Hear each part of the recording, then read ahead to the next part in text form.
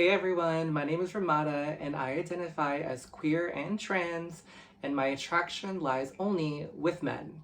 Now, dating as a trans person is a very unique experience considering that only 1% of the population identifies as trans, so we're kind of like a rare Pokemon that you can try to find. So in this video, I'll be talking about some of my favorite dating apps for trans people, where to find trans people, and also which one offers the most inclusive environments. I also want to go over the pros and cons of a bunch of them, so stick around.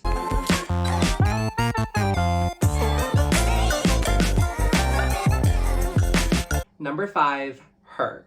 Now, her is good for sapphic values like femme for femme, and it could be any femme-presenting person, whether you're cisgender, transgender, lesbian, butch, femme, pretty much anyone that identifies within that space. And what's great about it is that it's aimed at more meaningful connections as opposed to more of the hookup culture. Now, here are some of the cons with her. Sometimes it tends to show the wrong location of where people are, so it does have its glitches. For example, it could show someone's location being like 6 miles away from you, but in reality, they're like in a whole other country far away. Number 4, Grindr. Now, Grindr is probably the most popular app of these 5. It's very widely used in the community. They've had big ads in TV shows and events. Now, you've definitely seen the memes with Grindr, like their iconic sound of the text messaging.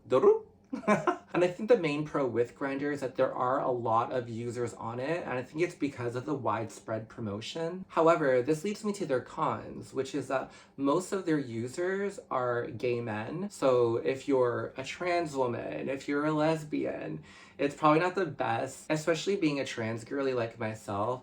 Grindr tracks your exact location, which sometimes to me feels like not the safest. However, if you're a gay man and you're looking for other gay men, Grindr's for you. Number 3, Scruff. Now, I'd say the pros with Scruff is that people seem to be a little bit more chill, more open-minded, as well as more body positive, which is a huge plus, especially in the gay community where, you have to look a certain way. If you're a gay man, it's like they want that perfect muscular physique, and I find that with Scruff, it seems to be more open. They also have less paywalls compared to Grindr. Now, I'd say the cons with Scruff is that it tends to be more for an older audience, which is sometimes, that's not necessarily a bad thing. Obviously, if you're looking for someone older, then that's a great thing. It also seems to be more suited for people who are looking for something casual encounters, flings. So if you want something more meaningful and long-term, this is probably not the best app. Number 2, Hinge. I find the pros with Hinge is that it seems to be suited for people who are looking for long-term relationships, meaningful connections. They want to go on dates. I also really love the design and layout of the app. Like, I find like the prompts to be very interesting, and it gives people more conversations as opposed to just, what are you doing tonight? The only real con for Hinge is that it focuses more for cis straight people and less for the LGBTQ plus community. I just don't see many queer and trans folks on there, so that's kind of a big downfall for me. And finally, number 1, Timey. The pros with Timey is that it really embraces the LGBTQ plus community.